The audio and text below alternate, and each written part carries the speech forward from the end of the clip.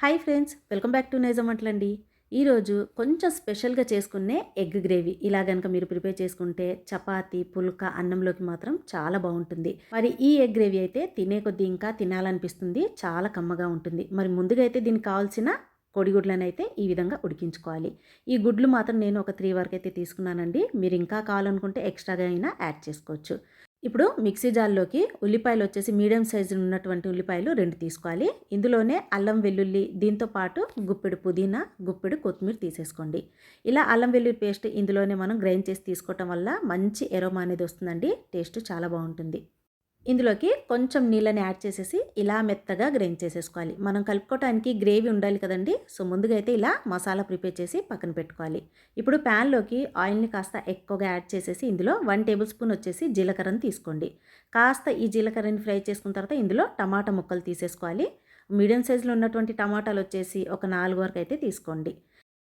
ఇప్పుడు ఈ టమాటాలోకి ఒకేసారి మొత్తం మసాలా కలపకుండా ముందుగా అయితే టమాటాలని మెత్తగా ఉడికించుకోవాలి. ఈ విధంగా లో ఫ్లేమ్ మీద మంటను అడ్జస్ట్ చేసేసి పైన మూత పెట్టేస్తే చాలండి, మెత్తగా ఇవి ఉడికిపోతాయి. చూసారు కదా, ఈ విధంగా కాస్త మెత్తగా అయిపోయిన తర్వాత ఇప్పుడు ఇందులోకి మనం గ్రైండ్ చేసి పెట్టాం కదా, ఈ పేస్ట్ని ఇందులోకి తీసేసుకోవాలి. చూసారు కదా, ఒక చిన్న బౌల్ నుండి అయితే వచ్చిందండి. ఇంకొంచెం మీకు ఎక్స్ట్రాగా గుడ్లని యాడ్ చేసుకున్నట్లయితే ఇంకొంచెం ఉల్లిపాయల్ని తీసుకోవాల్సి ఉంటుంది. నేను కేవలం 3 గుడ్లతోనే చేస్తున్నాను కాబట్టి కొంచెమే మసాలాని యాడ్ చేశాను. చూసారు కదా, ఈ విధంగా తీసుకున్న తర్వాత కాస్త మనం కలుపుకోవాలి. కలుపుకున్న తర్వాత ఇప్పుడు ఇందులోకి 1/2 టేబుల్ స్పూన్ వచ్చేసి పసుపు పొడి తీసుకోండి. ఇప్పుడు ఇందులోనే ధనియా పౌడర్ వచ్చేసి 1 టేబుల్ స్పూన్ తీసుకోవాలి. ఇందులోనే కారం పొడి వచ్చేసి 2 టేబుల్ స్పూన్ వరకు అయితే తీసుకోండి. కొంచెం ఎక్కువగా కలుపుకోండి. ఈ విధంగా తీసుకున్న తర్వాత ఇప్పుడు ఇందులోకి ఉప్పు వచ్చేసి సరిపడినంత యాడ్ చేసేసుకోవాలి. ఈ విధంగా కలిపిన తర్వాత మసాలా మొత్తం కొంచెం ఇందులోకి నీళ్ళని వేసేసి లో ఫ్లేమ్ మీద మంటని అడ్జస్ట్ చేసేయాలి.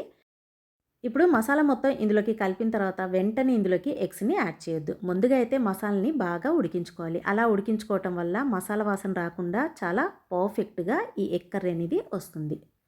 ఒక 5 నిమిషాల తర్వాత చూడండి, ఇప్పుడు ఆయిల్ మొత్తం ఎర్రగా ఈ విధంగా పైకి వచ్చేసిన తర్వాత మసాలా మొత్తం చక్కగా ఉడికిపోయిన తర్వాత ఇందులోకి కొంచెం చింతపండు పులుపును కూడా తీసుకోండి.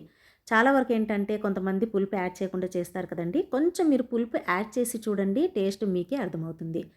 రుచి చాలా బాగుంటుందండి. అంటే కాస్త డిఫరెంట్గా ఉంటుంది. మీరు ఎప్పుడు ఎగ్ గ్రేవీ చేసినా కొంచెం చింతపండు పులుపును మాత్రం అందులోకి యాడ్ చేసి చూడండి. మీకు వద్దనుకుంటే స్కిప్ చేసుకోవచ్చు. ఇప్పుడు ఇందులోకి ఉడికించినటువంటి కోడిగుడ్లు తీసుకోండి. ఈ గుడ్లని ఈ విధంగా కట్ చేసి అయితే నేను తీసుకున్నాను. మీరు వద్దనుకుంటే డైరెక్ట్గా అయినా తీసేసుకోవచ్చు.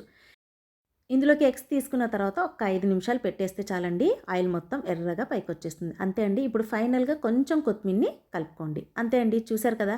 మరి ఈసారి చపాతీ పుల్కా మరి అన్నంలోకి కలుపుకో తినడానికి ఈ ఎగ్ గ్రేవీ అయితే చాలా చాలా బాగుంటుంది.